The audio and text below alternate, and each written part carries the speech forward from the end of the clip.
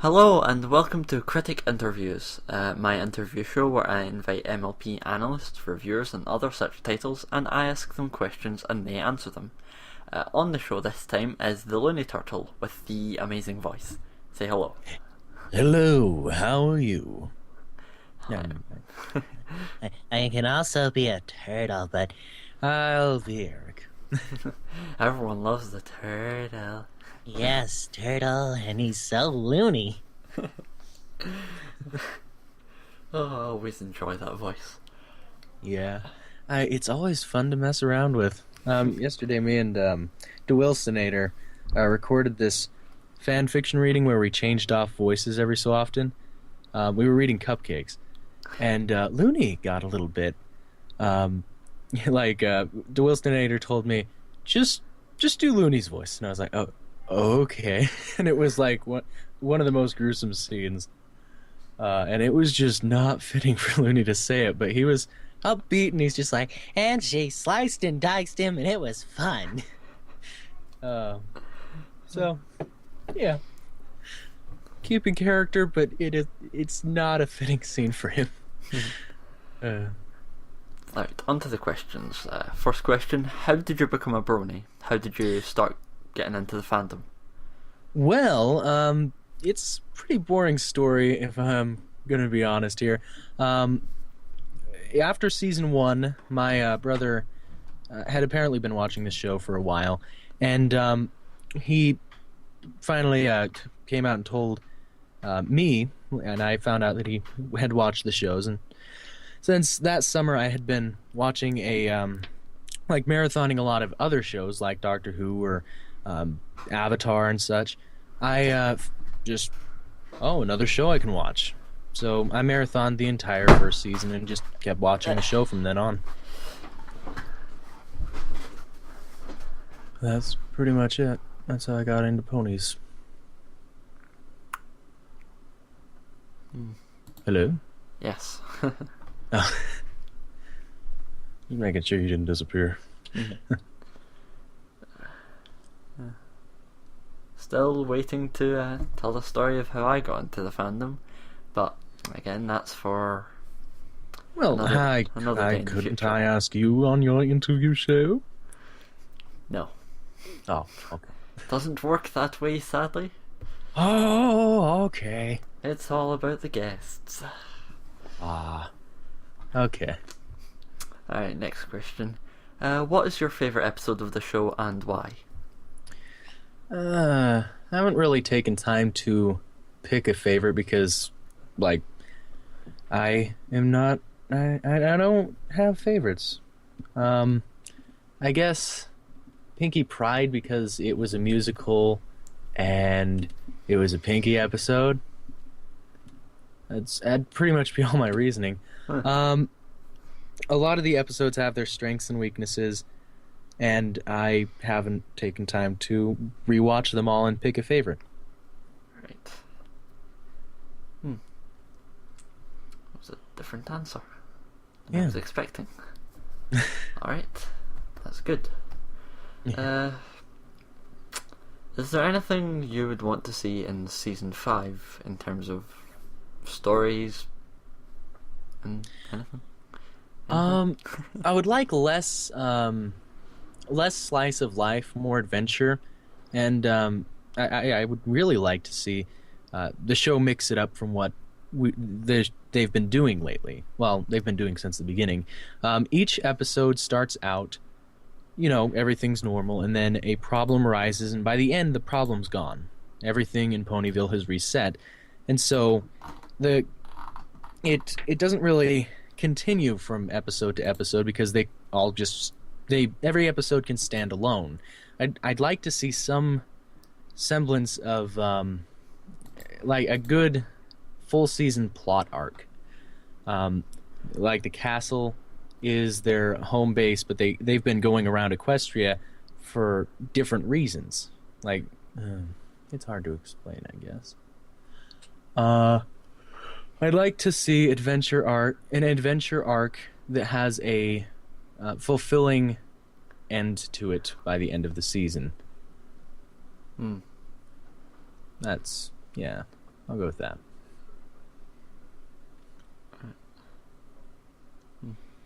So, like the spoiler season 5 thing? Yeah, the animatic kind of gives me hopes for that, but I'm not sure. Um, yeah, I hope that it's not going to be as predictable as it appears, because there's equal signs. Rainbow in one of the commercials, Rainbow Dash is seen struggling to fly, and like right now, I see it just being an episode about equality in a city, and there's probably going to be a mischievous foe rather than a anti-hero. I would love to see an anti-hero. Well, what is it called when it's like they have the best intentions, they don't think they're doing something wrong? Is that the anti-hero? Yes. I think I'd like to see an anti-hero in the episode, but knowing how every like from prior seasons we've seen that it's always there's a villain. Discord, he was just working towards making chaos. Nightmare Moon, she was going to have Eternal Night. The villains usually have a personal reason to be doing something. So I hope that this next season opener breaks that mold, but I don't really have that high of hopes based off of what we've been given.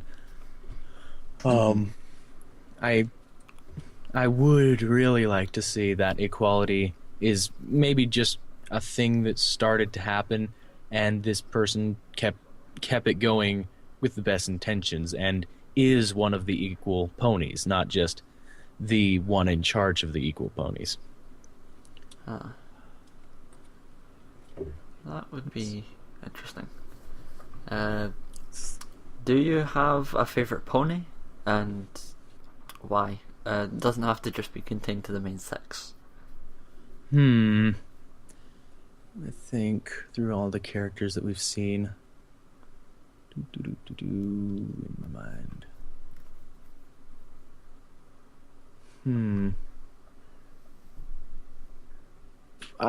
Luna and Pinkie Pie.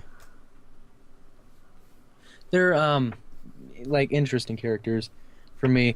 Pinkie Pie is just always that outgoing and random character, but it also troubles me sometimes when the show just has her being random for the sake of being random. Like I remember Inspiration Manifestation. Pinkie Pie's head just blew up and she went up into the sky for no real reason other than just it's random. I liked the original Pinkie Pie. Well, okay, it's still Pinkie Pie. I like how she is a random character, and I just feel that the show is starting to kind of exploit that and go a little bit too far with the randomness that she has. But yeah, I like Pinkie Pie for being random and eccentric, and Luna because she is. We don't really know much about her, but she was banished to the moon. She obviously had some reason to be resentful towards her sister before she was banished to the moon, and then nightmare forces. So it's a mystery for her, and I like that mystery. Yeah. Alright. Why do you personally think people watch My Little Pony if it's supposedly just a show for little kids? Because My Little Pony was always marketed and made just to sell toys, and usually it was made to be presented to kids, so they didn't put much complexity into the backstory of the world or the backstory of the characters. Well, see, Generation 4, from what I understand, because I haven't really seen the previous seasons, I've seen snippets like the Critic episode and stuff, but overall I'm kind of in the dark to the previous generations. From what I understand, My Little Pony it broke the mold of kids shows just being for kids. It did similar to the Muppets. It had stuff for the adults and stuff for the kids. And it also fleshed out the background of its world and its characters. That might be why people enjoy this generation. But at the same time, it's an idea I have for a video. Yeah, I'll just say a little bit of it here. When I think that our enjoyment has gone a little bit too far in some senses, because there has been cynicism. Like, there's a lot of reviews that are very cynical towards the show. Would you agree with that? So you're referring to the issue that Tommy Oliver brought up in his video? Yeah. Yeah. Right, yeah. I think that we enjoy the show, but then we forgot the context in which it was a good show. My Little Pony is good for a kid's show, not just a good show. Without that context, we may forget... Well, without that context, people that are coming into the show may have different expectations. Like, it's good, so good animation, good storytelling. I'm expecting something like Gravity Falls or a big blockbuster. It's good, but how good? And like, I feel that the cynicisms come about because we've forgotten that it's a kids show, and we're starting to compare it to the bigger shows that are out there. That might, yeah. Yeah, I don't really have much to say today. So, as people like the show more and more, they stop thinking of it as a kids show and start to compare it more to, like you said, things like shows like Gravity Falls, which are obviously not aimed at the same they're not aimed at the same demographic and can obviously get away with much more complex storylines. Yeah, and it's like the Breezies episode. A lot of people expected an explanation of where they came from, why they're collecting the pollen.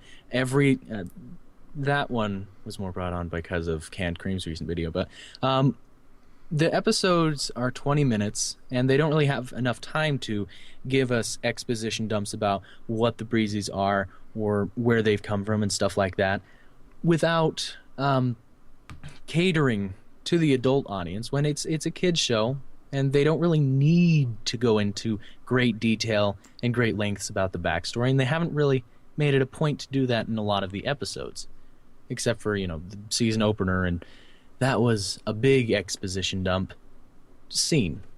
We don't get those very often. And we didn't get those for the Breezies, and people's disappointment of that was kind of unwarranted.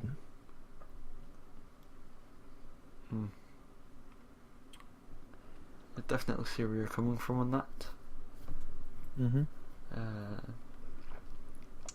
Is there a character you would like to see get more development in the coming seasons? And again, it's not just contained to the main six.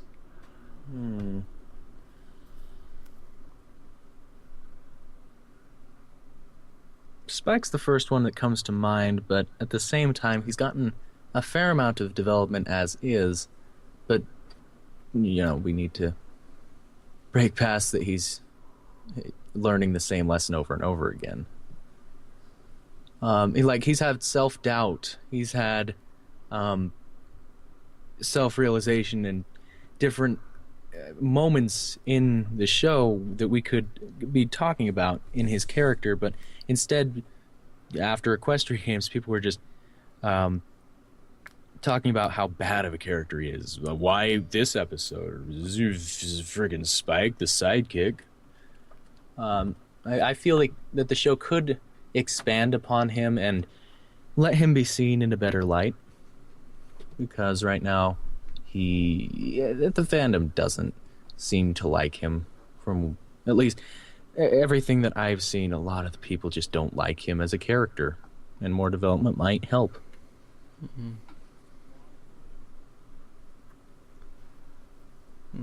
Well, he did get a lot of episodes in season 4, so yeah, I guess that's at least a step towards that. Yeah. Uh, hmm. I'm thinking of characters that are outside of the main six that I could mention on that. Well, outside of the main characters. Um, Scootaloo. I would actually love to hear about, like more about her and her family, because right now, we don't know for sure if she has a mother and father or a grandpa taking care of her. We know that she lives in a house in Ponyville, and she has her own room, but we don't know anything further than that. Maybe some more development in her family might be fun to explore. And maybe that her what is it relationship between the relationship between her and Rainbow Dash could be explored a little bit more, and how she is improving with her flight. You know, basic stuff. That's one of the things that I actually wanted to see more of in season 4, and well, luckily we did. Yay. Yes. Yeah. Next question. If you woke up in Ponyville as your OC, what is the first thing you would do? How would you react to that situation? Well, I would probably get up, realize that I am in water, panic because I might be drowning, and then realize, oh, I'm a turtle. I'd probably be like, since Looney is the OC that I have right now, he'd probably just go to Fluttershy's and be taken care of by her. Alright. Sounds like a nice way to live. Yes. Fluttershy's best pony. Yes, can you give me food? Yeah. What is it that motivates you to review or analyse My Little Pony? And why did you want to become involved in this community? The reason that I continue making videos about ponies and stuff like that is for experience in video editing and voice acting to keep me doing something, basically. When I create a video, I always try to do something new, whether it be with the audio or the video, because if I'm not learning, then what's the point?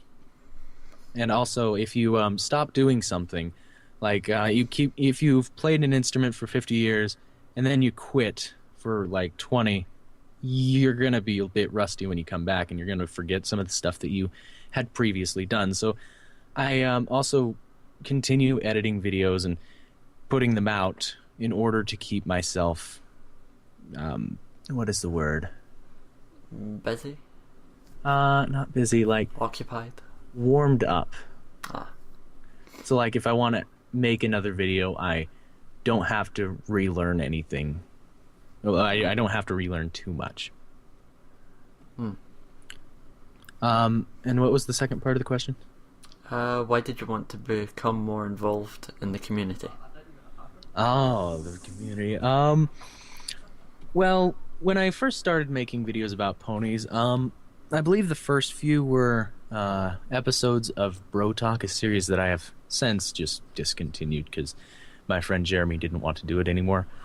In that series, we just talked about the show and had fun for about an hour, and then we parted ways, and that was the first few videos that I made about ponies. My current style was originally made just because I got mad in the comments section of a video. When there was a point in Everything Wrong with Equestria Girls where Little Shy said that Equestria was pretty much screwed, and he put Chrysalis on screen, and I was like, wait, actually, Twilight was kind of useless in that episode, and the main six were interchangeable parts. And so I said that in the comments, and someone started arguing with me, and we just went back and forth with our points, being like, no, I'm right, no, I'm right, no, I'm right. And so I made a video. I never sent it to the guy because no real point. I I'm pretty sure there still would have been disagreements. But at least I made that video, and it was fun to piece together those scenes and figure out what could and couldn't have happened without Twilight being in an episode. People seem to enjoy that, so I continued making a few videos about ponies, and it just kept going on and on and on. I kept finding more and more to talk about.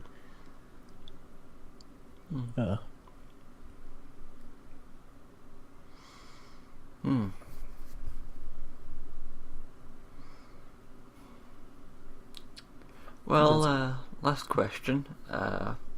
What is your favourite subsection of the MLP community? You know, we've got artists, writers, reviewers, music artists.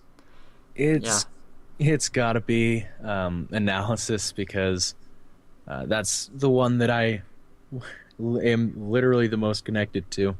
I know analysts far and wide, while animators and music I don't have quite a connection to, so I can only appreciate the animation that's created and appreciate the music. I can't participate with the different individuals of those subsets of the community.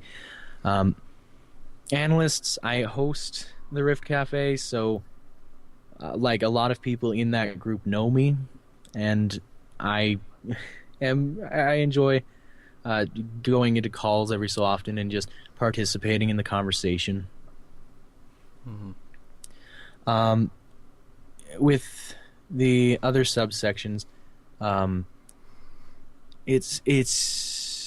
enjoy watching the content, but I can't participate. That's the biggest problem, and I hope to change that in the next year.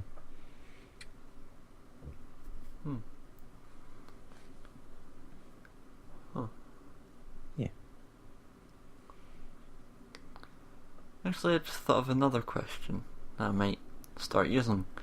A little while ago, I watched a podcast by Paleo. They were talking about whether there are too many quote-unquote analysts in the community. Do you think that's a really big problem? And if it is a really big problem, what can be done to fix the problem?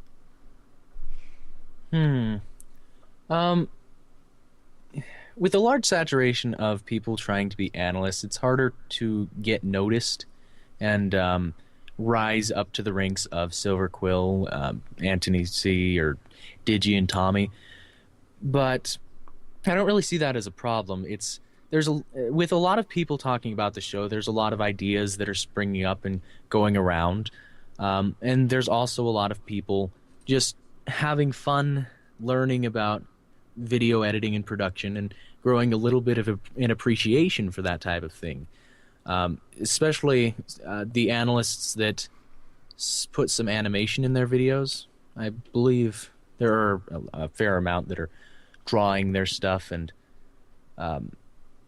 animating some things, it's really good because you can get a better appreciation for the media that you're consuming, while just sitting around and watching it you may lose a little bit of connection to what's going on screen. The analysis community may be getting big, but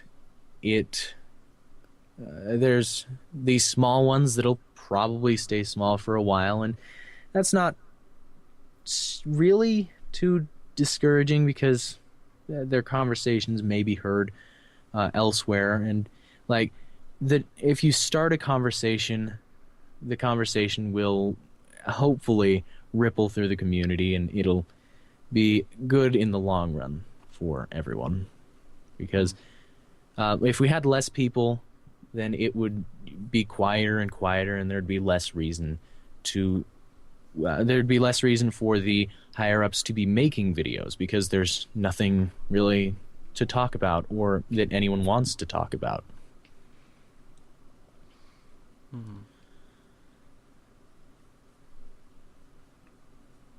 Okay. Alright, well, that's all the questions I have. Thank you for joining me for the interview. It's been a pleasure. If you'd like to go and check out Looney's channel, his channel will be in the description. I'm the Ponyville Critic. And I'm the Looney Turtle. Thank you for listening.